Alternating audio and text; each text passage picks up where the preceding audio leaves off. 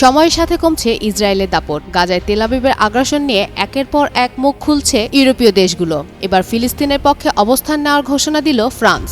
জানালো আনুষ্ঠানিকভাবে ফিলিস্তিনকে দেয়া হবে স্বাধীন রাষ্ট্রের স্বীকৃতি। ফ্রান্স মধ্যপ্রাচ্যের ন্যায়ের ভিত্তিতে একটি টেকসই শান্তি প্রতিষ্ঠার লক্ষ্যে সাহসী এই পদক্ষেপ নিয়েছে। বৃহস্পতিবার স্থানীয় সময় রাত 9:30টায় নিজের ভেরিফাইড ফেসবুক পেজে দেওয়া এক অফিসিয়াল বিবৃতিতে এই ঐতিহাসিক ঘোষণা দেন ফ্রান্সের প্রেসিডেন্ট ইমানুয়েল ম্যাক্রো। জানান, এই স্বীকৃতি আগামী সেপ্টেম্বর মাসে জাতিসংঘের সাধারণ পরিষদের অধিবেশনে আনুষ্ঠানিকভাবে ঘোষণা করবেন তিনি। ফরাসি প্রেসিডেন্ট বলেন, আজকে সবচেয়ে জরুরি প্রয়োজন হলো গাজায় যুদ্ধ থামানো এবং বেসামরিক মানুষের জীবন রক্ষা করা।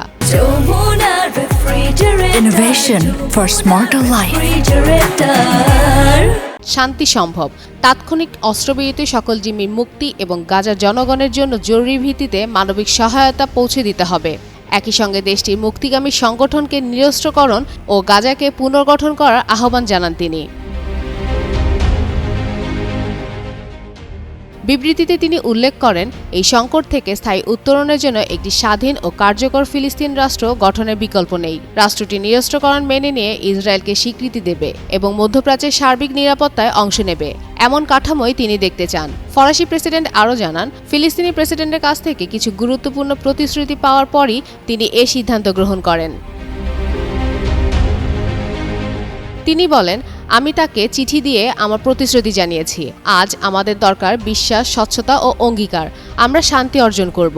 ফরাসিরা মধ্যপ্রাচ্যে শান্তি চায়। আমাদের ইসরায়েলি, ফিলিস্তিনি, ইউরোপীয় এবং আন্তর্জাতিক অংশীদারীদের একসঙ্গে প্রমাণ করতে হবে শান্তি সম্ভব। বিশ্ব রাজনীতিতে ফ্রান্সের এই ঘোষণাকে একটি গুরুত্বপূর্ণ কূটনৈতিক মোড় হিসেবে দেখা হচ্ছে। ইউরোপের অন্যতম প্রভাবশালী দেশ ফ্রান্সের এই স্বীকৃতির পর আন্তর্জাতিক পরিসরে ফিলিস্তিন রাষ্ট্র গঠনের দাবির পক্ষে চাপ আরও জোরালো হতে পারে। বিশেষজ্ঞরা মনে করছেন, এই ঘোষণার ফলে পশ্চিমা বিশ্বে অনেক রাষ্ট্রই নিজেদের অবস্থান পুনর্বিবেচনা করতে বাধ্য হতে পারে।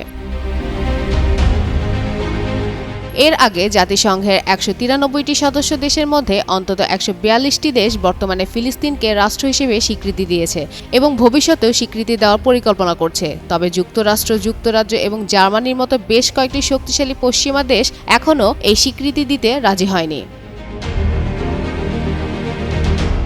ফাতেমা ফাতেজান, যুগান্তর নিউজ।